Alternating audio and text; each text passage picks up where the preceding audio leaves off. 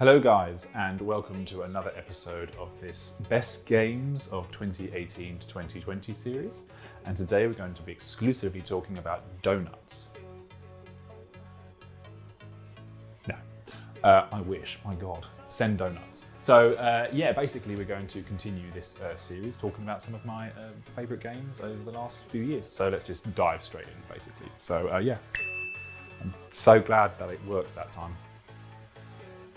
So we're going to go straight in here. We've got Gears of War 5, or Gears 5.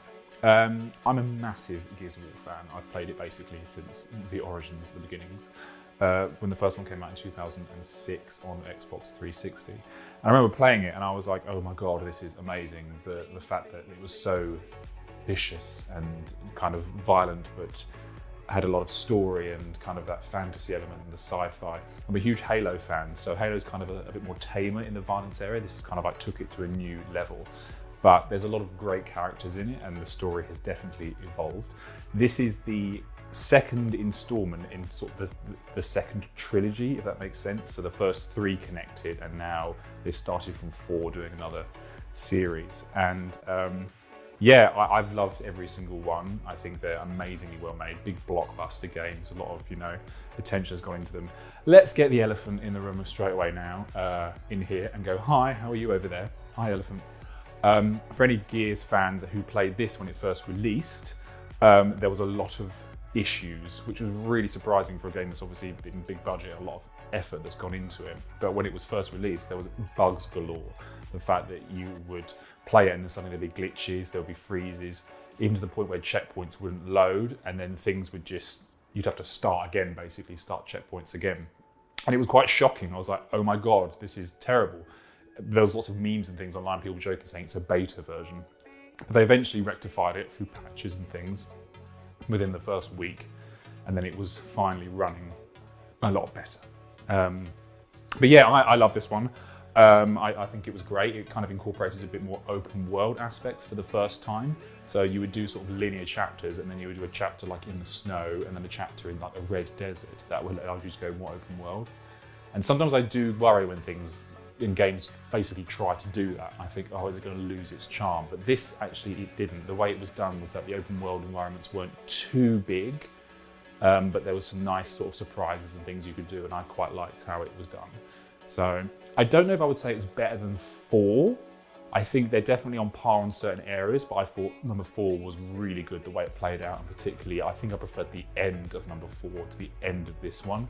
But then there are lots of things in this one that I really did enjoy, like those little hidden gem bits in that open world area. But yeah, I love it. I think it's really good, and I'm really looking forward to seeing where the story goes with number 6. Oh look, I didn't even have to click. Oh, there it is, great. This is Medieval, continuing on with the remakes and remasters and all those things. They're very popular. This is once again similar to how Spyro, when I talked in the previous episode, this is a complete rebuild. Very colourful, very sort of joyful. Now Medieval wasn't a game that I played that much actually when it first came out back in 1872, whenever it was. But I saw that they were, remaking this one, and I thought, well, this is an opportunity for me to play it, fully through and from the start. And, once again, I think I wanted to play this in between playing games that were quite heavy and dark. So I wanted to play something a bit lighter and more, say heavy and dark. He's a skeleton going around in a graveyard.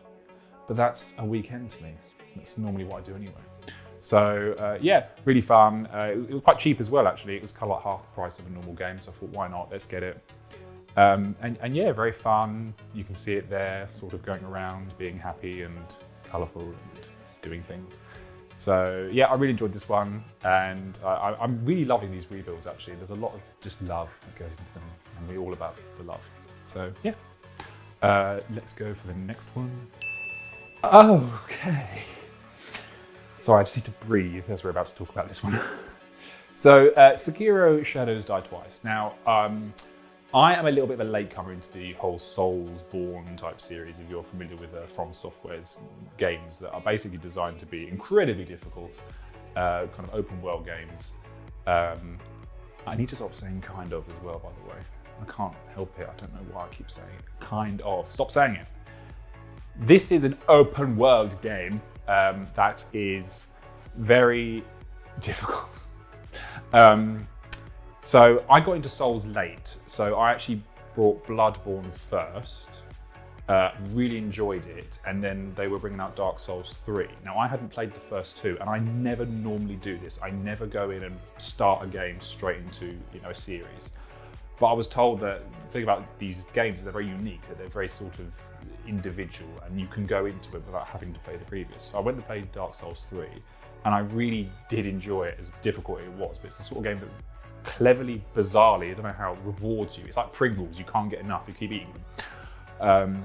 So yeah, I really enjoyed the open world aspects. I enjoyed having to fight things and build up and really sort of, mill and do things. And so naturally, when I heard that they were going to do another one, but doing a Japanese sort of Chinese, East Asian sort of setting, wanted to give it a go.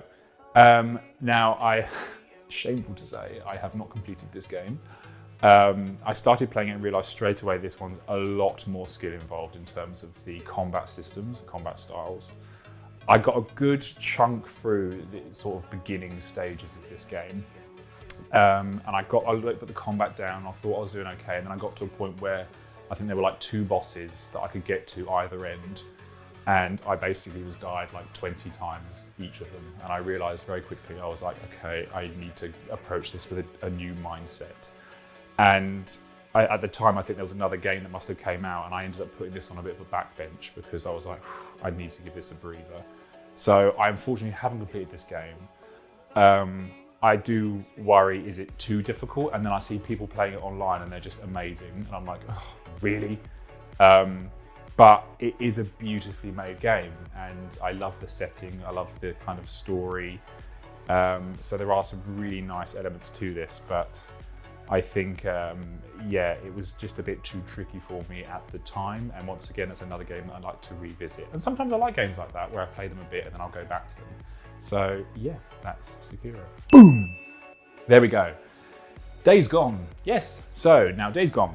It's an open world zombie game. Now there's been quite a few of these, and straight away the biggest comparison this got was Last of Us. And you can see why, because there's a lot of the mechanics that are very similar. The crafting options, the styles, the kind of bleakness of it. Last of Us, though, isn't really open world. There's a little bit of open world in the second one, but I'm not going to talk about that game just yet anyway. But this is a really full-on blown open world with different scenarios and different sort of landscapes. And I love post-apocalyptic style games. And I played it, and I really enjoyed it. I wanted to play a game that I could just go around, get on a bike, go and just, fight things. I didn't care if it had some similar sort of aspects to other games. I just enjoyed playing a nice, big open world game that I could go and play a couple of hours with and come back to. The negatives would be that, like a typical sort of, open world games, is that there's a lot of repetitive scenarios and things that you have to do. And I found myself going, okay, I need to go and do this again, go and do that again. I also was quite disappointed with the end. I felt like it was building up to this really big climactic thing. And even when you're playing it, I just wish they had did it a bit bigger and a bit more epic, or even just had you do more stuff.